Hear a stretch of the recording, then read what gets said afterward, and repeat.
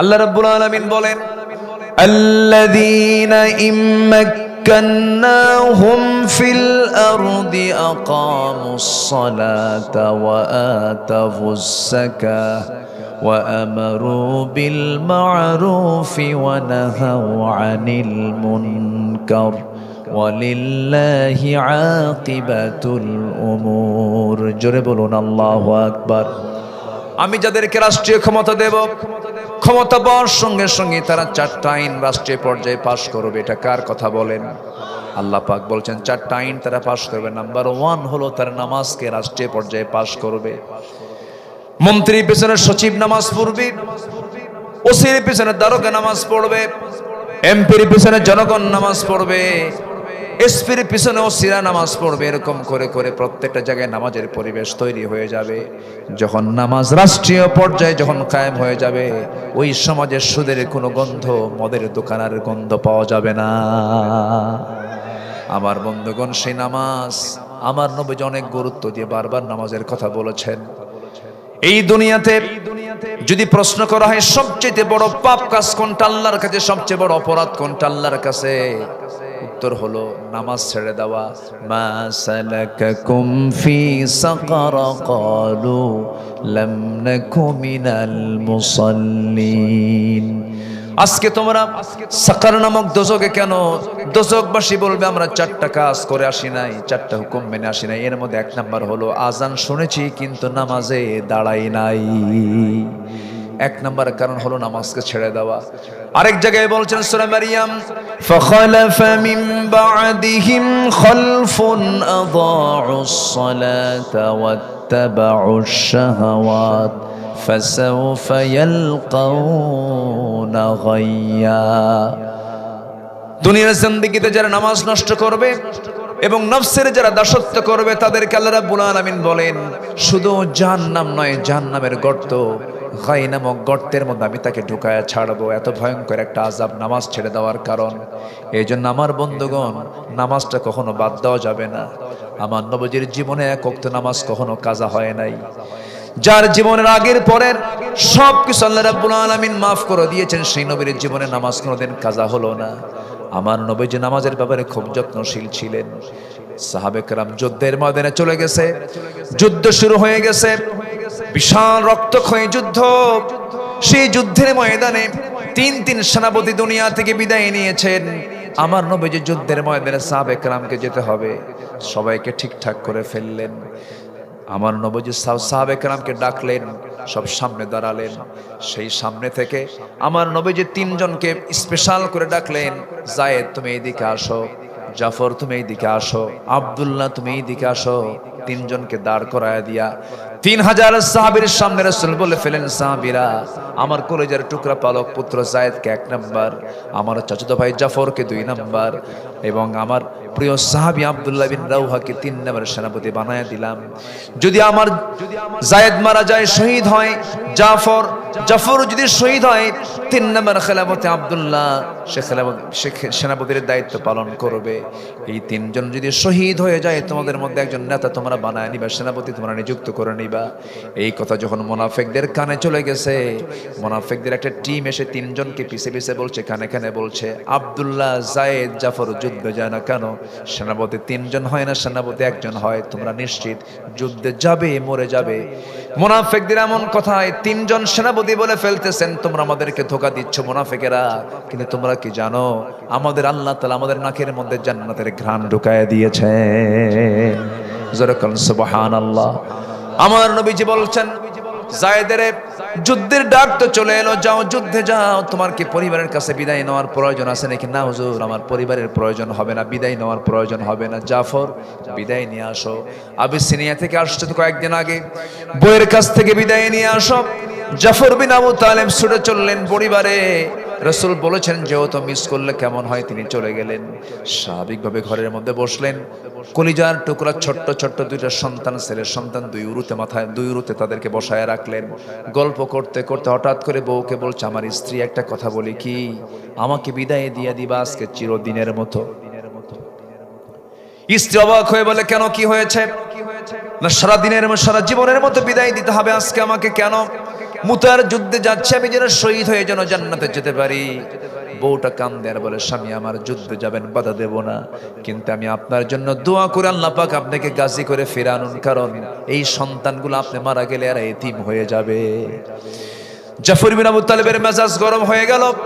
তরবারি ছিল কোমরে কোষবদ্ধ, কোষমুক্ত করে তরবারির উল্টা দিক দিয়ে স্ত্রীকে আঘাত করে বলছে, স্ত্রী আমার, তোমাকে তরবারির যে আঘাত করলাম হাত কাটছে নাকি? না। কেন? উল্টা দিয়ে মেরেছে এই জন্য হাত কাটে নাই। আজকে তুমি আমার জন্য যত দোয়া করবে সব উল্টা দোয়া, এই দোয়া কবুল হবে না, কারণ আমি হলাম 2 নম্বর সেনাপতি, আমি শহীদ হয়ে যাব, আমার আগে একজন পরে একজন। তবে হ্যাঁ, আমার স্ত্রী আরো নিশ্চিত হয়ে গেছে, আমার আল্লাহ তাআলা আমার নাকের মধ্যে জান্নাতের ঘ্রাণ ঢুকাইয়া দিয়েছেন। এই কথা বলেই সন্তান দুইটা কি শেষবারের মতো চুম্বন এঁকে দিয়া কপালের চুমুখে সন্তান দুটোকে রেখে স্ত্রীর সাথে শেষ কথা, শেষ বাক্যালাপ করে বলছে, স্ত্রী আমার থাকো, চলে গেলাম, জান্নাতের সিঁড়িতে দেখা হয়ে যাবে, চললাম আমি। জাফর বিন আবু তালেব চলে গেলেন। আব্দুল্লাহ বিন রাওহা পরিবারের কাছ থেকে বিদায় নিয়ে আসবেন। যেদিন বিয়া সেদিন তার যুদ্ধের ময়দানের যাত্রা। বিয়ে করেছেন, বাসর ঘর হয় নাই, এমন সময় যুদ্ধের ডাক চলে এলো। তিনি করলেন কি, বাড়িতে আসলেন বিদায় নেওয়ার জন্য, স্ত্রীকে ঘরে রেখেছেন, সেই স্ত্রী ঘরে তিনি ঢুকলেন না, বরঞ্চ দরজার পিছন দিকের শিকলটা বাইরের দিক দিয়ে আটকায় দিয়ে বলে, স্ত্রী দরজা লাগায় দিয়েছে, বাইরে থেকে দরজা খুলবে না, এখন আমার কিছু কথা শোনো, ভিতরে যাবো না, দেরি হয়ে যাবে, যুদ্ধের ডাক চলে আসছে, আমি শহীদ যেন হয়ে যা, আমার জন্য দোয়া করো। স্ত্রী বলছে, স্বামী আমার, এমন স্বামী গ্রহণ করলাম যে স্বামীটাকে ভালো করে দেখতে পারলাম না, একটাবার দেখে নেই, যেন জান্নাতের দরজায় যেন আমি আপনাকে স্বামী হিসাবে চিনতে পারি। সঙ্গে সঙ্গে আব্দুল্লাহ বলছেন, আমার স্ত্রী, এমন সহিনিয়ত তোমার যদি হয়ে থাকে, আমার মৃত্যুর পর তোমার যদি কোনো স্বামী তুমি জীবন না গ্রহণ করো, আমি তোমার জীবনের শেষ স্বামী যদি হয়ে থাকি, আল্লাহ তোমার এবং আমার মাঝে কিয়ামতের দিন পরিচয় করে দেওয়ার দায়িত্ব আমার আল্লাহ নিজে নিয়ে নিবেন। জোরে কোন সুবহানাল্লাহ। যুদ্ধে ঝাঁপিয়ে পড়লেন আব্দুল্লাহ বিন রাওহা। 3 জনই যুদ্ধে চলে গেলেন। 3000 সৈন্য নিয়ে 1 লক্ষ সৈন্যের বিরুদ্ধে যুদ্ধে নেমে গেছেন। 3 সেনাপতি 3 জনই দুনিয়া থেকে বিদায় নিয়েছেন। যায়েদের পর জাফর বিন আবু তালেব, জাফর বিন আবু তালেবের পর আব্দুল্লাহ বিন রাওহা, তিনি দুনিয়া থেকে বিদায় নিয়েছেন। 3 জনের শাহাদাত বরণ হওয়ার পর খালিদ বিন ওয়ালিদ রাদিয়াল্লাহু তাআলা আনহু, যিনি 250-এরও বেশি যুদ্ধ করেছেন, প্রত্যেকটা যুদ্ধে তিনি মুসলমানদের পক্ষে বিজয় এনেছেন, আল্লাহ পাক তাকে বিজয় দিয়েছিলেন। সেই খালিদ বিন ওয়ালিদ 250 যুদ্ধ করেছেন, কিন্তু কোনোদিন কোনো যুদ্ধে তার 1 ফোঁটা রক্ত তার শরীর থেকে কেউ বের করতে পারে নাই। জোরে কোন সুবহানাল্লাহ, আরো জোরে কোন সুবহানাল্লাহ। 250 যুদ্ধ করেছেন, বিছানায় কাঁপতে কাঁপতে মারা যাচ্ছিলেন। আফসোস করে বলছেন, ও আল্লাহ, আমি খালিদ বিন ওয়ালিদ বড় হতভাগা, আমার কত বন্ধু বদরে মারা, আমার কত বন্ধু উহুদে মারা গেল, আমার কত বন্ধু খন্দকে মারা গেল, আমার কত প্রিয়জন সব যুদ্ধ করে শহীদ হয়ে মারা গেল, আজকে বিছানায় মারা যাচ্ছে, আমি শহীদ হতে পারলাম না। কাঁদতেছেন বারবার। ওমরে ফারুক বলছেন, ও খালিদ বিন ওয়ালিদ, কান্দো কেন? তুমি কি হাদিসটা ভুলে গেছো নাকি? যদি কেউ শহীদ হতে চায়, ওয়া ইম্মা তাআলা ফিরাশিহি, মৌত যদি বিছানা হয়, আল্লাহ পাক তাকে শহীদের দরজা দিয়ে দেন। খালিদ, তুমি চিন্তা করো না। সেই খালিদ বিন ওয়ালিদ ওই মুতার যুদ্ধে তিনি পরবর্তী সেনাপতি নিযুক্ত হলেন। যুদ্ধের মোড় পাল্টায় দিলেন, ঘোড়া দাবড়ালেন। ঘোড়ার দাবড়ানিতে গোটা ময়দানটা ধুলায় অন্ধকার হয়ে গেল, চতুর্দিকে অন্ধকার হয়ে গেছে। খালিদ বিন ওয়ালিদ সেই যুদ্ধে একা 7টা তরবারি ভেঙ্গে চুরমার করে কাফিরদেরকে ত্রাস সৃষ্টি করে কাফিরদেরকে তাড়ায় দিলেন। কুরাইশ ওই সমস্ত রোমান সৈন্যদেরকে তাড়ায় দিয়ে বিজয়ের পতাকা ছিনিয়ে আনলেন। খালিদ বিন ওয়ালিদ যখন কালিমার পতাকা বিজয়ী বেশে যখন মুতা থেকে যখন মদিনার দিকে ফিরছিলেন, নবীর কাছাকাছি চলে আসলেন। আমার নবীজি বলছেন, ও আমার সাহাবী, আমি আজকে প্রথম জিজ্ঞেস অন্য কিছু করব না, আমার সাহাবীরা বলো তো 5 ওয়াক্ত নামাজ তোমাদের হয়েছে কিনা? জোরে কোন সুবহানাল্লাহ। নামাজের গুরুত্ব আছে না নাই বলেন তো? 5 ওয়াক্ত নামাজ পড়তে চান কারা কারা? কারা কারা পড়তে চান? জোরে বলি ইয়া আল্লাহ, আরো জোরে ইয়া আল্লাহ। আমাদেরকে 5 ওয়াক্ত সালাত আদায় করার তৌফিক তুমি আল্লাহ দিয়া দাও।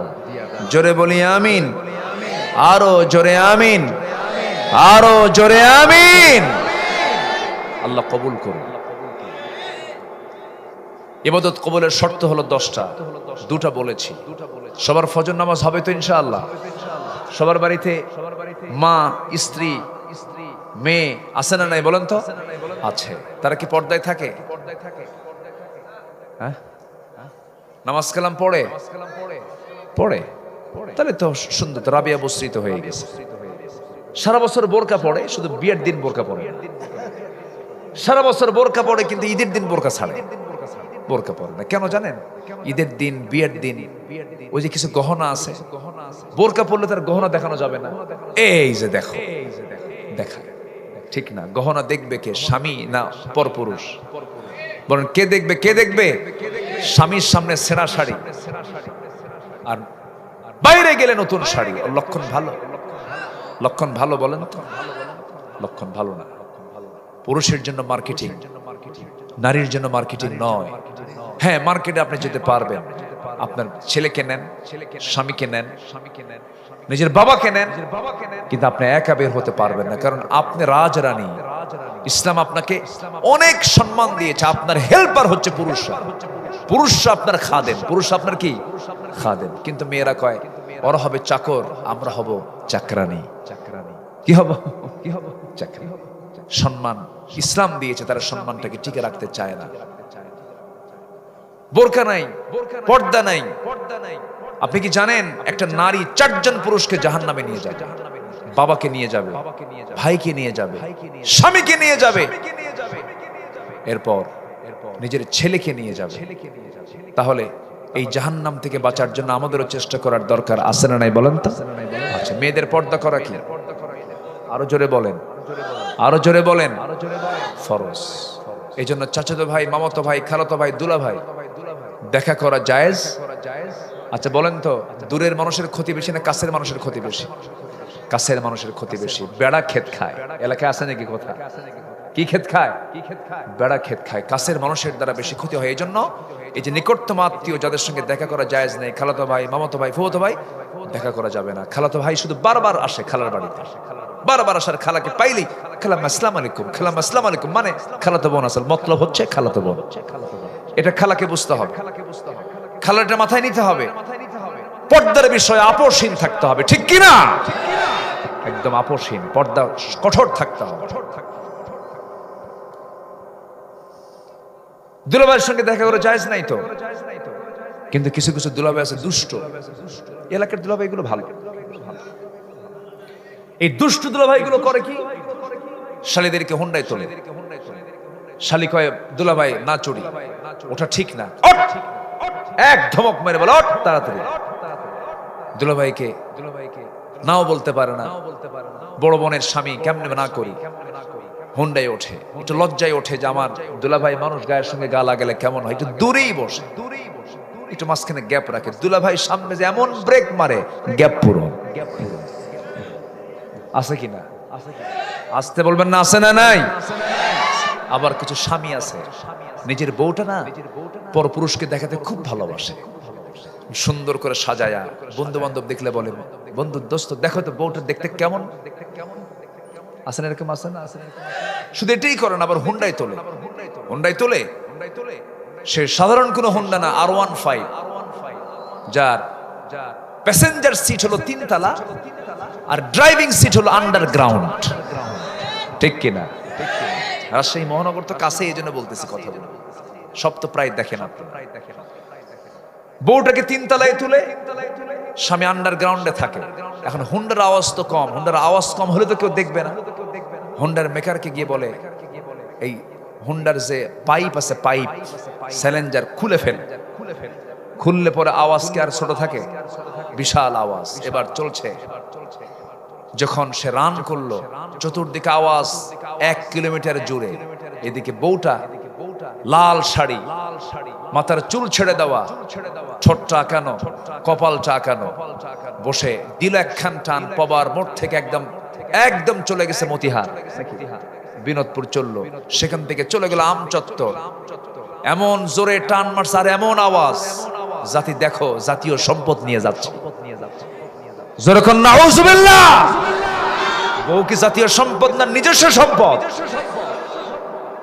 এগুলো কেন? এই পর্দাহীনতার পরিবেশ আমরা দেখতে চাই না। যে নেতা তোমাকে নারী হাতে তুলে দেবে, যে নেতা তোমার হাতে অস্ত্র তুলে দেবে, যে নেতা তোমাকে নামাজের কথা বলবে না, ওই সমস্ত নেতৃত্ব মানার সময় নাই। ওই সমস্ত নেতৃত্বের মুখে আমরা জুতা মারি, থুতু মারি। রাজি আছো কারা কারা? যুবকরা হাত উঠে দেখাও।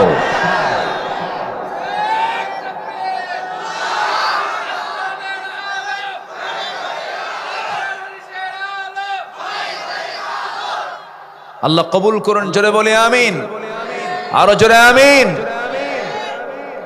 সব নেতার পথ ছাড়ো, এক নবীর পথ ধরো, ঠিক কিনা? আমাদের নবী কয়টা? আমাদের নেতা কয়জন? একজন। আমরা অন্য কোন নেতা মানি না। বিড়ি খাওয়া নেতা মানি, গাঁজা খায়া শীত হয়ে পড়ে থাকে, মদের বোতল খায়া সারা রাত নাইট ক্লাবে পাড়ি দিয়া রাত ৩টার দিকে বাড়িতে যায়, ডাক দেয় দরজায়, এই ওঠ, খোল। ভাষা তো ঠিক নাই, মদ খেলে ভাষা ঠিক থাকে? বউ এখন মনে মনে কয় আজকে মনে হয় মদের বোতল 2টা খাইছে। দরজা খুলবো কেমনে? ছেলে এখন বড় হয়ে গেছে, ছেলেকে ডাক দিয়ে বলে, বাবা তোর বাপ আসছে, চল। একা খোলার সাহস নেই, থাপ্পুরও মারতে পারে। মদ খেলে তো কোনো তাল মাতাল থাকে না। তো দরজা খুলতে আসছে পাশের ছেলে, দরজা খোলা মাত্র লাল টকটকা চোখ, বউয়ের দিকে তাকায় বলে, আম্মা আসসালামু আলাইকুম।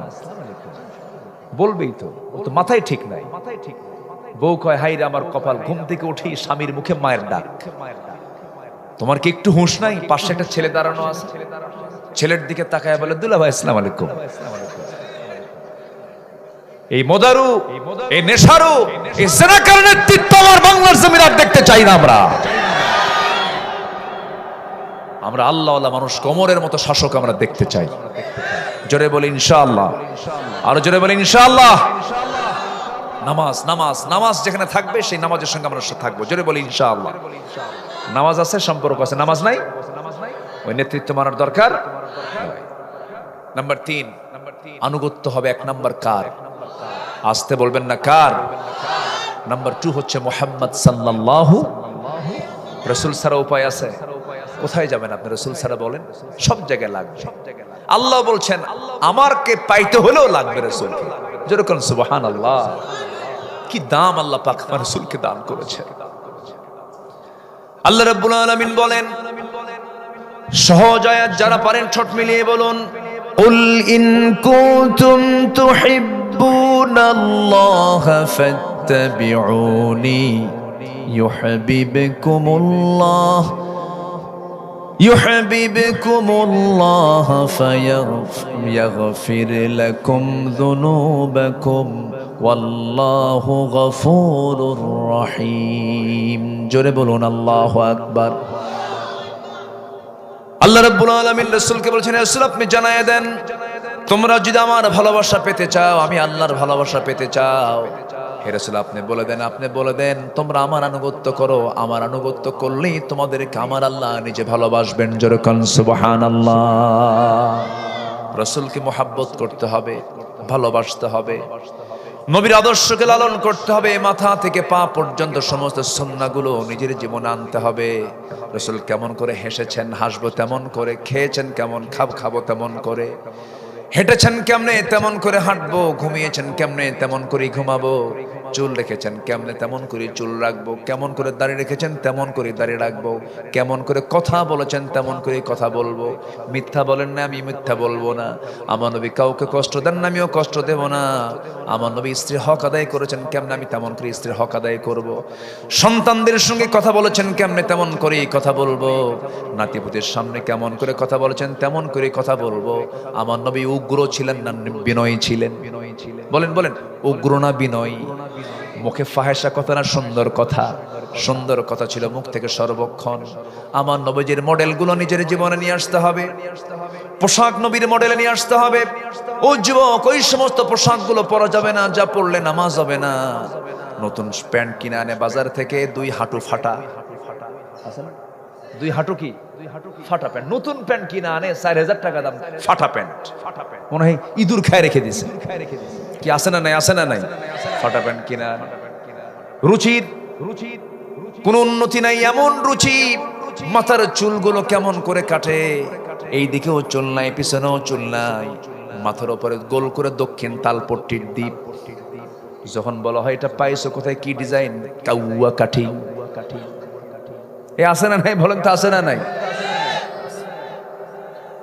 মেয়েদের মাথার চুলগুলো, মেয়েরা কালো হচ্ছে মাথার চুল, মানুষের চুল হলো কালো, এটাই হলো আদর্শ চুলের বৈশিষ্ট্য। চুল হবে কি বলেন, কালো। আমার নবীর চুল ছিল কালো, কৃষ্ণ কালো। লাল চুল আছে না নাই বলেন? আমেরিকার ডিজাইন এটা, আমেরিকার মানুষের চুলই হলো লাল, সাদা টাইপের চুল। মেয়েরা ভাবলো আমেরিকান হয়ে যাব, কালো চুল পরার কি দরকার, মাথার চুলটা লাল বানায়, আবার লাল কালো নীল বিভিন্ন কালার। ভেড়া মডেল, কি মডেল, কি মডেল, ভেড়া মডেল। এই হলো ডিজাইন। এগুলো সুন্নাহ নয়। যুবকরা, তোমার মাথা থেকে পা পর্যন্ত বাহ্যিকটাও নবীর সঙ্গে মিলতে হবে, ভিতরটাও নবীর সঙ্গে মিলতে হবে। নবীর সুপারিশ নিয়ে তুমি আল্লাহর জান্নাতে চলে যাবে। আনুগত্য থাকতে হবে। আমার নবীজি কি মিশুক মানুষ ছিলেন। ছোট্ট একটা ইতিহাস মনে পড়লো। আমার নবীজি সবার সঙ্গে মিশে মিশে কথা বলতেন। এই যে ছোট্ট ছোট্ট বাচ্চাগুলো সামনে বসে আছে, এই যে বাচ্চারা, এই যে ছোট্ট ছোট্ট বাচ্চাগুলো বসে আছে, আমার নবীজির সামনেও ছোট্ট ছোট্ট বাচ্চারা বসে থাকতো, গল্প করতেন, তাদের সঙ্গে খুব সময় দিতেন। নাতি একটা ছিল হুসাইন, ঘন্টার পরে ঘন্টার সময় দিতেন। মাঝে মাঝে আম্মা জান আয়েশা বলতেন যে আমি রাসূলের স্ত্রী হওয়ার পর আমার চেয়ে রাসূল বেশি নাতি হুসাইনকে বেশি সময় দিতে আমার কাছে মনে হতো। এত লম্বা লম্বা সময় দিতেন। নবীজি রুকুতে চলে যেতেন, হুসাইন লাফ মেরে তার পিঠে চড়তেন, সেজদায় চলে যেতেন, আমার নবীজির ঘাড়ে গিয়ে বসতেন। একদিন তিনি ঘরে বসে আছেন, রাসূল সেজদা থেকে মাথা উঠাতে পারেন না। সালাম শেষের পর বলছেন, হুসাইন বড় উপকার করলে আমার, কেন তুমি আমার আজকে ঘাড়ে থাকার কারণে তাসবিহর পরিমাণটা 49 বার হয়েছিল। যেরকম সুবহানাল্লাহ। পজিটিভ রাগ করেননি, পজিটিভ করেছেন। নাতি বিরক্ত করে আমি তাসবিহ বাড়ায় দেই, ধমক দেননি। আর কিছু নানা আছে মানে টোকা বারুদের মতো জ্বলে, টোকা মারলে এমন খেপা খেপে, নাতি মনে মনে করে তুই মরবি কোনদিন, কুলখানে খাবো। আমার রাসূল এরকম ছিলেন না। নাতির সামনে নানা হয়ে যেতেন, বাচ্চাদের সামনে বাবা হয়ে যেতেন, স্ত্রীর সামনে স্বামী হয়ে যেতেন, যুদ্ধে যেতেন সেনাপতি হতেন, নামাজে যেতেন ইমাম হয়ে যেতেন। আল্লাহু আকবার বল। সব ছিল। আমার নবীজি আলোচনা করছেন সাহাবীদের মাঝে। হোসেন আসবেন নবীর সঙ্গে দেখা করতে, নাতি দরজায় দাঁড়ায় আছে এক সাহাবী, ইহুদিদের অত্যাচার আছে, ইহুদিদের ষড়যন্ত্র আছে, দাঁড়ায় আছে, পাহারা দিচ্ছে। এসে বলতেছে, চাচা দরজা খোলেন, আমি যাব ভিতরে। কেন যাওয়া যাবে না, কেন? গুরুত্বপূর্ণ আলোচনা চলছে, তাড়াতাড়ি সাইড দেন। কেন? ওই নবীর চাইতে আমার দাম বেশি। সুবহানাল্লাহ বলবেন না? তোমাদের রাসূল, তোমাদের যে রাসূল আমার নানা, তো আমার নানার চাইতে আমি বড়, তাড়াতাড়ি দরজা খোলো। সাহাবী তো বেকায়দে পড়ে গেছে, ওরে বাপ রে বাপ, যে গ্রামার খাটাইছে আমি এখন কেমনে আটকাই। যা, রাস্তা ক্লিয়ার, ভিতরে চলে গেছেন, নবীর সামনে গিয়ে দাঁড়ায় আছেন, মুখটা ভাব গম্ভীর হয়ে আছে, হাসি নাই, কান্না কান্না ভাব। আমার নবীজি বলছেন, না না হুসাইন, তোমার এই অবস্থা হলো কেন? রেগে আসো কেন? খেপে আসো কেন? কি হয়েছে তোমার? কেন? না আমার কি দাম নাই? দাম তো আছে। দরজায় দাঁড়ায় থেকে আপনার লোকজন আমাকে আসতে দেয় না, আমার কি কোনো সম্মান নাই? আমার তো সম্মান আছে। তো রাসূল, অবশ্যই তোমার সম্মান আছে। কি হয়েছে না বলো তো? কেন? না আমি বেশি প্রশ্ন করবো না আজকে, আমি তোমাকে একটু বুঝাতে চাচ্ছি। না না, তুমি বড় না আমি বড়? আমি তো বড়। কেন? আমি তোমার চেয়ে বড়। রাসূল বলছেন, না না, তুমি আমার চেয়ে কেমনে বড় বলো তো? বলবো, 3টা প্রশ্ন করব, শর্ত হলো সব সাহাবীকে ডাকো, আজকে ওদেরকে বুঝায় দেই আমি কেমনে বড়। সুবহানাল্লাহ বলবেন না? ছোট্ট নাতি হুসাইন। রাসূল বলছেন, ঠিক আছে। সবাইকে ডাকলেন। ডাকার পর রাসূল বলছেন, না না বলো কি প্রশ্ন? না না, আমি যখন তোমার সঙ্গে বসে বসে কথা বলি তখন আমার বসার জায়গা কোনটা বলো তো? আমার বুক। শুয়ে পড়ো। শুয়ে পড়লেন, নবীজির বুকের উপরে গিয়ে লাফ মেরে বসলেন হুসাইন। সাহাবে কেরাম দেখছে, কি নিবিড় সম্পর্ক। সুবহানাল্লাহ বলবেন না? বিশ্ব নবীর বুকের উপরে বসে আছেন হুসাইন। এবার বলছেন, না বলো তো তোমার বাবার নামটা কি? আমার বাবার নামটা হলো আব্দুল্লাহ, বাড়ি কোথায়? মক্কায়। কোন বংশ? কুরাইশ। আর কি পরিচয় আছে? আর তেমন কোনো পরিচয় আমার জানা নাই, কিন্তু তুমি কি জানো আমার বাবার পরিচয়টা কি? আমার বাবা মক্কার মানুষ, কুরাইশ বংশের মানুষ, কিন্তু আমার বাবার সম্মানটা আল্লাহ পাক এত দিয়েছেন, দুনিয়ার সমস্ত কাফের বেঈমানদের জন্য আসাদুল্লাহিল গালিব করে সিংহ করে পাঠিয়েছেন আমার গর্বিত পিতা আলী। আর তোমার বাবা আব্দুল্লাহ, দুজন ওজন দাও, আমার বাবার ওজনটাই ভারী হয়ে যাবে। আমার নবীজি খুব খুশি হলেন, হারে কি বিজ্ঞচিত কথা, কি হিকমতপূর্ণ কথা আমার নাতির।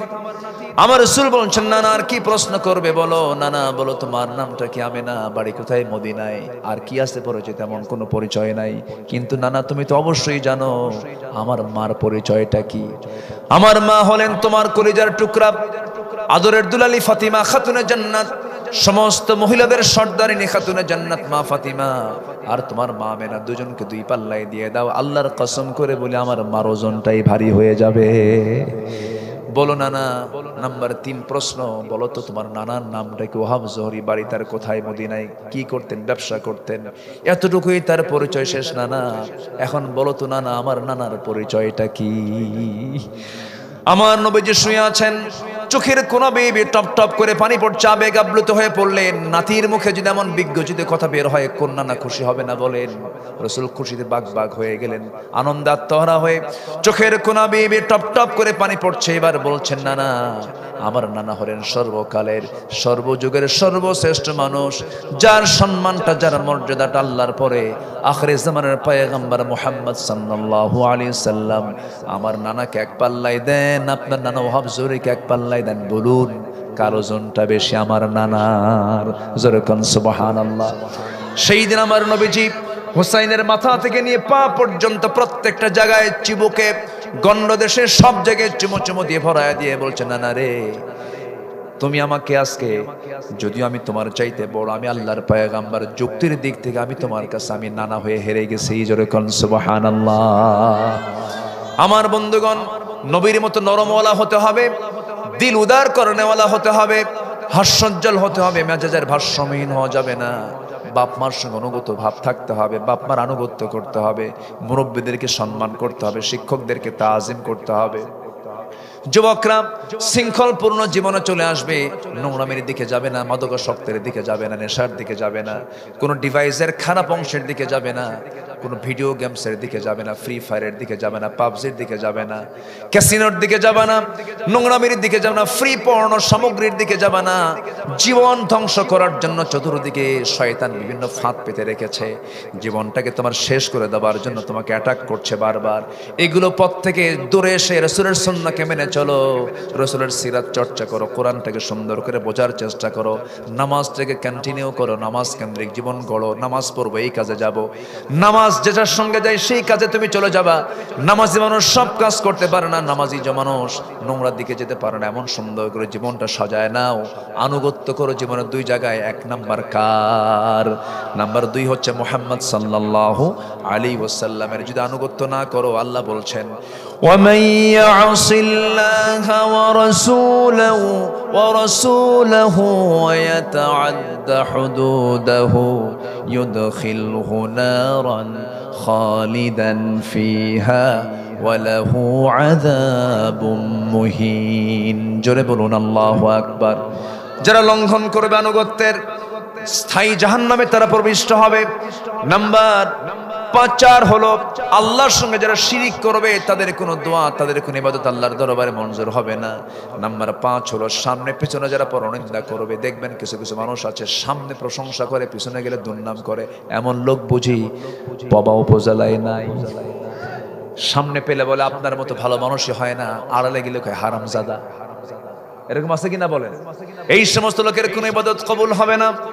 ইমানদারের মুখ এবং ভিতর হবে 2 রকম না 1 রকম? এটা মাথায় রাখতে হবে। নাম্বার 6 হলো আল্লাহকে যারা ভুলে থাকবে, মন্দ কাজের যারা আদেশ করবে, তাদের কোনো ইবাদত কবুল হবে না। নাম্বার 7 হলো শয়তানের যারা পদঙ্ক অনুসরণ করবে, তাদের কোনো ইবাদত কবুল হবে না। নাম্বার 8 হলো লোক দেখানো নামাজ যারা পড়বে, লোক দেখানো ইবাদত যারা করবে। হুজুর 2 লক্ষ টাকা দান করলাম, আমার নামটা বড় করে নেবেন। 1 নাম্বার তালিকায় যেন সেখানে লেখা থাকে, আমার নাম যদি প্রচার না হয়, নামটা যদি সেখানে লেখা না হয়, দান করব না। এমন লোক বুঝি নাই? আসতে বলবেন না, আছে না নাই? কিন্তু আল্লাহ তাআলা বলেন, আর শাজিমের ছায়া আমি 7 শ্রেণীকে জায়গা করে দেব। এর মধ্যে একটা শ্রেণী হলো মা তুনফিকু বিয়ামিনি, ডান হাতে দিয়েছে বাম হাত জানে না, বাম হাত দিয়েছে ডান হাত জানে না। এমন গোপনকারীর দান যারা করবে, আমি আল্লাহ তাদেরকে আর শাজিমের ছায়া জায়গা দেব। জোরে বলুন সুবহানাল্লাহ।